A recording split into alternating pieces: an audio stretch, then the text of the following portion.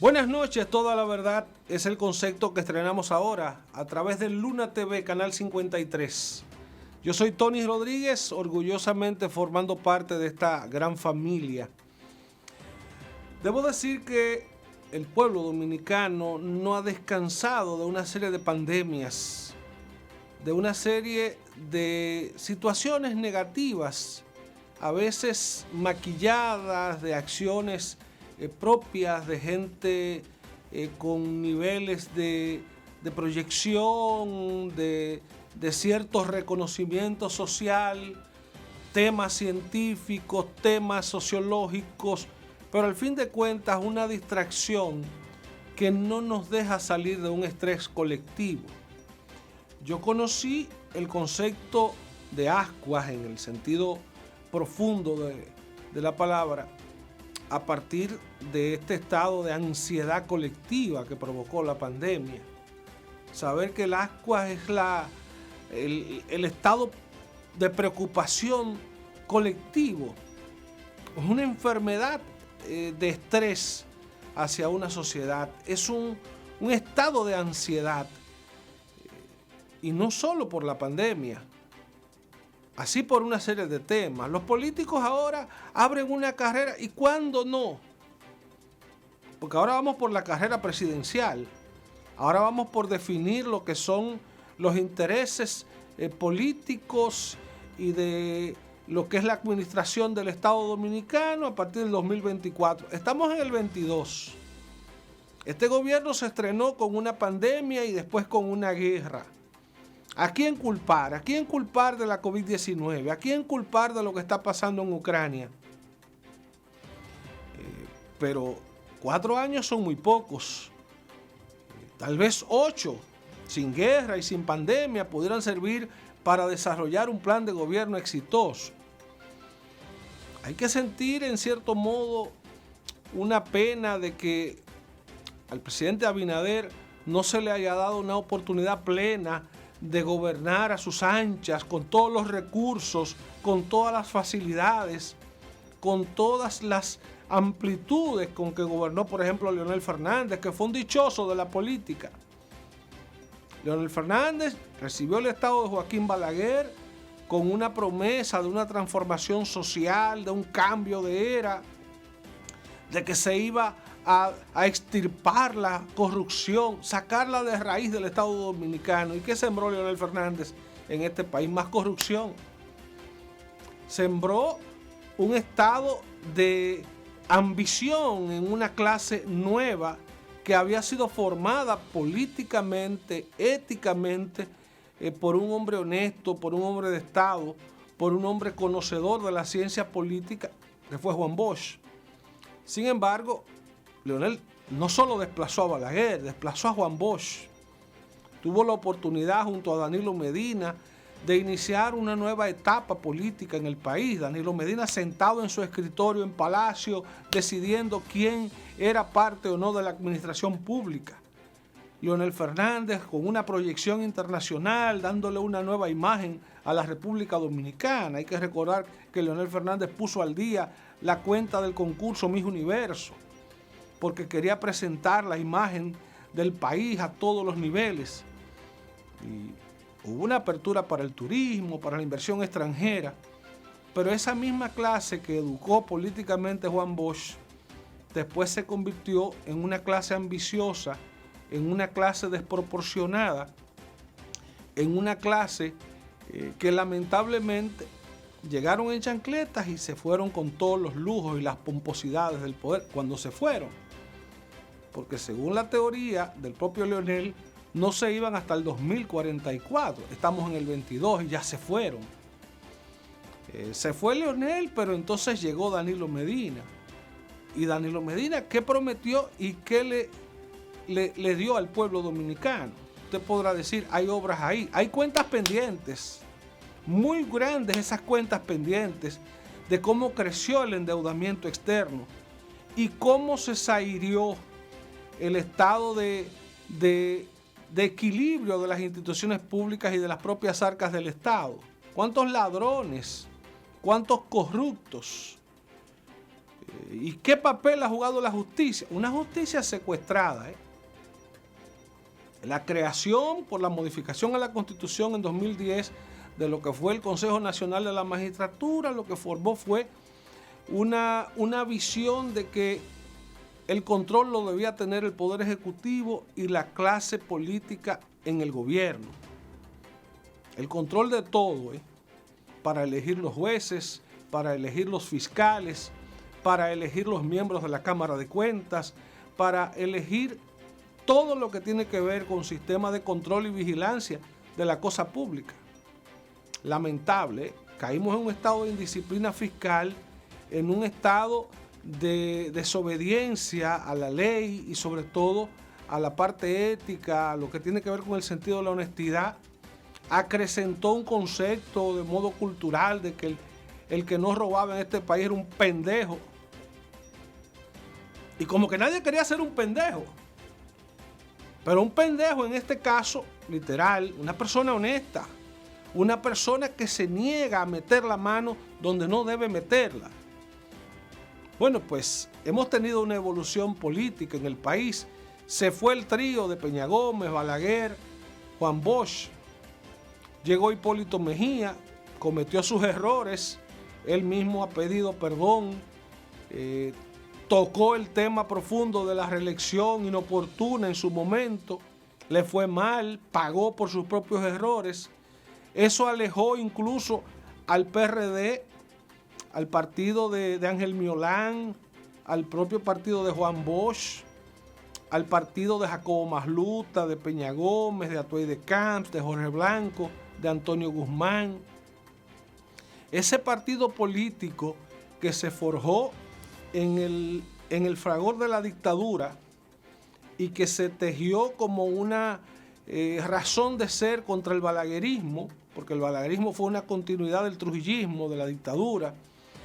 Y entonces llegó un momento en que le tocó la oportunidad de ejercer ese cambio al PRD, Antonio Guzmán en su momento, después a Jorge Blanco, 8 años en el gobierno, una real transformación, porque también hay que poner la historia en su justo lugar.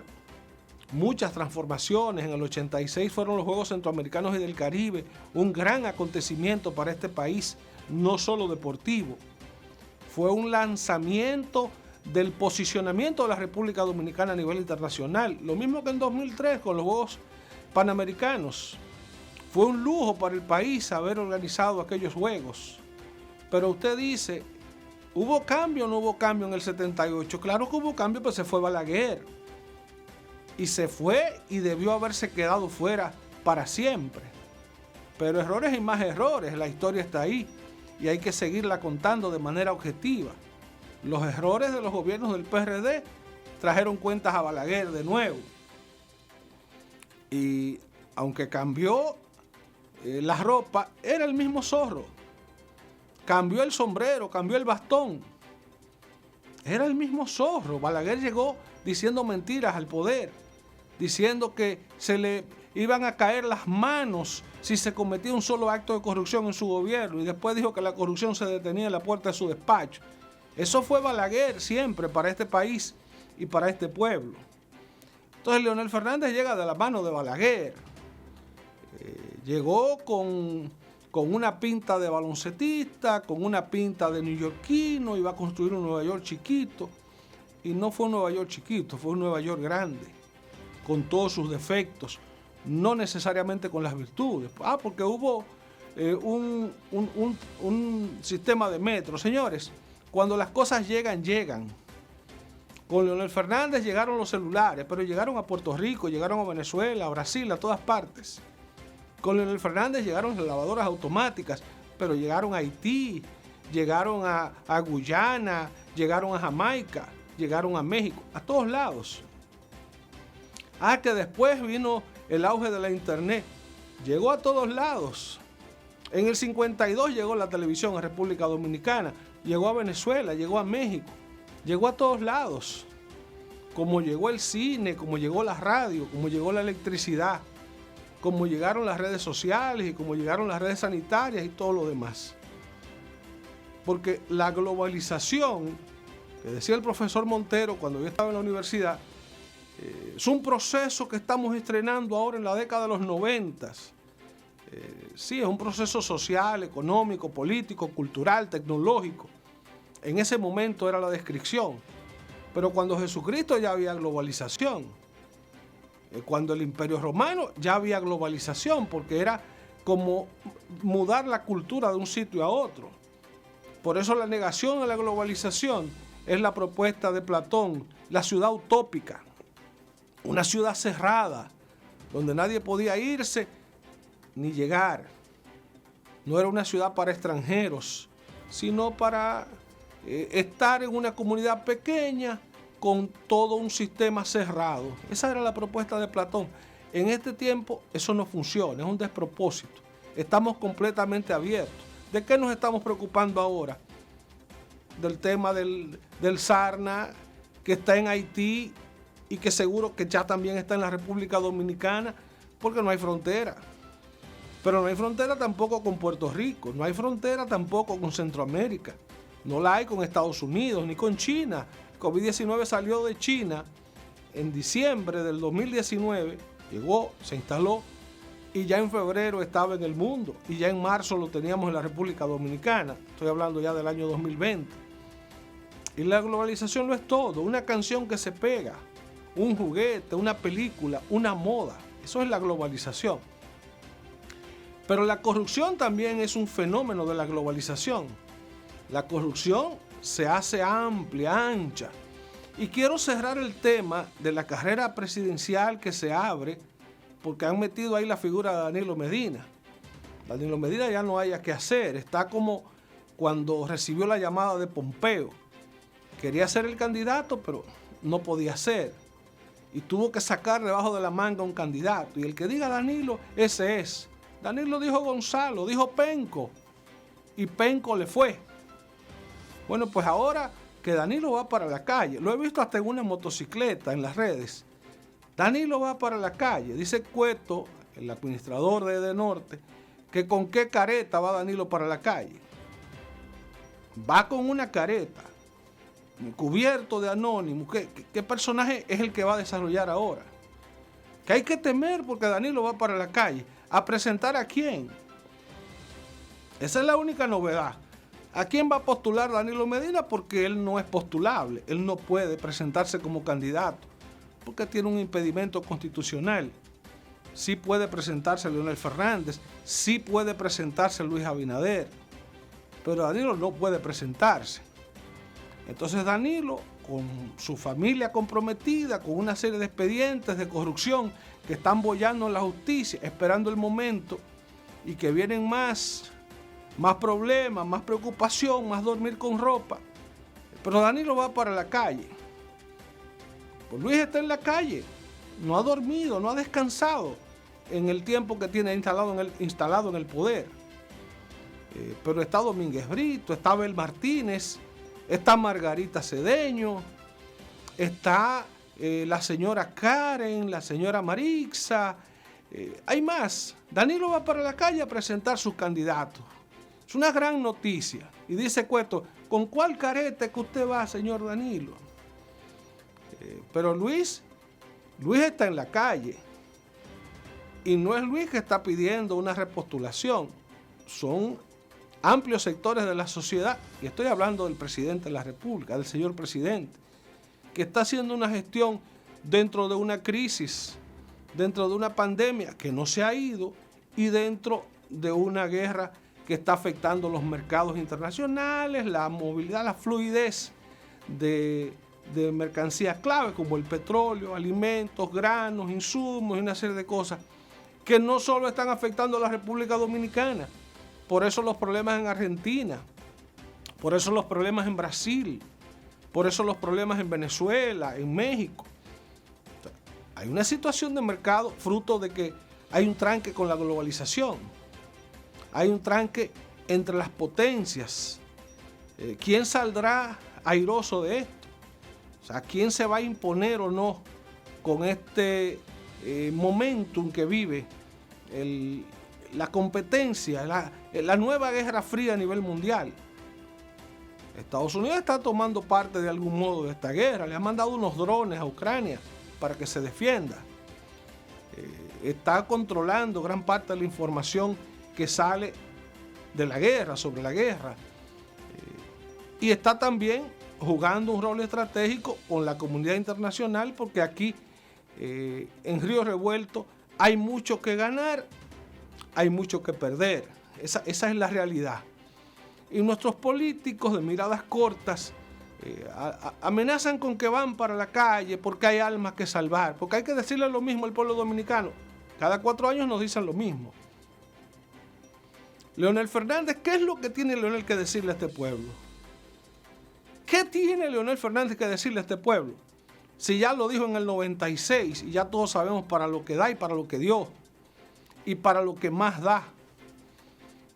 Leonel Fernández no es la panacea de un nuevo cambio. Jesucristo puede venir 2 veces, pero que Leonel Fernández, 2 épocas, 2 cambios de época. O sea, hay que ajustarse bien la boina para creer y para entender esto. La boina, he dicho, no es la vaina. Y así, los mismos PRMistas, si no se ponen de acuerdo, vamos a ver entonces qué futuro le depara el 2024. Si no se ponen de acuerdo, porque hay temas aún que están pendientes de resolver. Pero se está gestionando una crisis y en eso es que todos los dominicanos, la clase política inclusive, deberíamos ponernos de acuerdo. Se está gestionando una crisis, ha habido un cambio de vida. Aquí todo el mundo renació, o al menos lo que nos salvamos en esta etapa de la pandemia. No nos morimos, no nos fuimos, nos quedamos aquí, estamos vivos. Todo el mundo tuvo un cambio de vida, una nueva perspectiva económica, una nueva forma de entenderse con los problemas, una nueva forma de ser con los amigos, con la pareja, con los hijos. Eso fue parte del legado de la pandemia. Pero ahora, ¿qué hacemos con la guerra? De ahí es que viene aquello de las generaciones, de los Bloombergs, de los Millennials, de los Z, gente que viene a partir de una gran guerra, que fue la Segunda Guerra Mundial. Que los primeros eran muy amorosos con su familia, con sus hijos, con sus esposas. Claro, porque venían de una guerra, venían del desastre de una guerra, venían de la monstruosidad de una guerra. Y después llegaron unos nietos o hijos un poquito más sueltos, más dispuestos a llevarse el mundo por delante. Esos son los millennials. Y después llegaron unos más tecnológicos, más familiarizados con la inteligencia artificial y con los robots. Esos son los Zetas. Y los que estamos entonces pasados de 40 y de 50 y de 60, ¿qué somos? ¿Qué nos depara el destino? Entonces estos políticos deberían colaborar con la sociedad en ponernos de acuerdo en qué es lo que más conviene, no política partidariamente, sino política, económica y socialmente. Aquí hay gente que aspira a que se gobierne en contra del interés de los empresarios. Señores, no hay país que pueda crecer sin empresas. Y las empresas la dirigen, la ostentan los empresarios. Los estados, cuando ejercen el rol de empresarios, son estados fallidos. Tienden a fracasar y las muestras, los ejemplos están ahí. Entonces hay que gobernar pensando en una alianza público-privada. Hay que pensar en asistencia a los más pobres, los más necesitados. Hay que pensar en planes de becas. Pero hay que pensar en programas de desarrollo donde el Estado juega un rol de auspiciar el progreso de todos los sectores de una sociedad. Eso es lo que hay que intentar, eso es lo que procede ahora. Pero no, se está jugando a hacer campañas del primer día. Señores, en medio de la pandemia, en medio de la parte más cruda de la pandemia, estábamos en una campaña electoral y se estaba diciendo de todo y nada servía. Así transcurrió esa campaña. Y nació el gobierno de Abinader y a todo ha sido oposición y oposición. Pero por favor, ¿cuándo vamos a salir de esta? ¿Cuándo vamos a lograr un avenimiento? Yo no sé ¿por qué las iglesias? Y oigo los curas, ahora escucho de una forma muy temeraria al obispo Castro Marte diciéndole al presidente, mire a ver que sus funcionarios ni siquiera cogen una llamada. O sea, estamos cayendo en la moda. Eso es lo mismo que están diciendo algunos sectores en las redes sociales. Y es verdad. O sea, un político está para poner el oído en lo que la gente dice y siente y piensa y padece. O sea, un político que gobierna, un político que administra la cosa pública. El que está en la oposición solo promete, solo observa, solo critica. Pudiera ser parte, de algún modo, colaborador de las soluciones del pueblo. Pero bueno, el que tiene la administración, el que tiene el presupuesto, es el que gestiona, es el que está llamado a provocar soluciones. Y si usted se pone de espaldas a la sociedad, entonces ¿para dónde vamos? ¿A dónde es que vamos a llegar? O sea, hay que provocar cambios. Y esos cambios tienen que ser a partir de una nueva visión, de una nueva actitud y de un sentido y espíritu de colaboración. Miren, recientemente se ha conmemorado un día de la Madre Tierra, así lo presentan, el Día de la Madre Tierra, el Día del Planeta, el Día de la Tierra. Y se llama la atención ese día por la amplia, lo que provoca la contaminación, cómo se ha maltratado la tierra, quiénes hemos sido los ejecutores, los verdugos. Señores, los humanos somos los grandes depredadores del planeta, no son los animales, no son las plantas.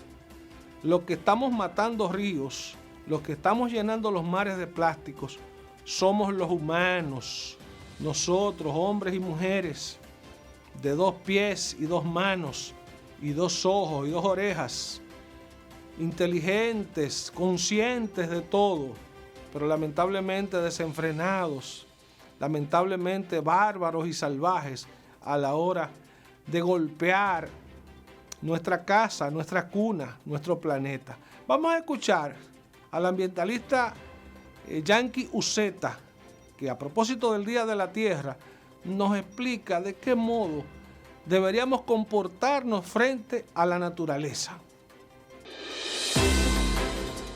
Nosotros tenemos una gran problemática con la contaminación de las aguas. Cuando hablo de las aguas, le hablamos de las aguas continentales, de las aguas oceánicas, ¿verdad? Que son los mares, los océanos, las aguas de los ríos, el agua dulce.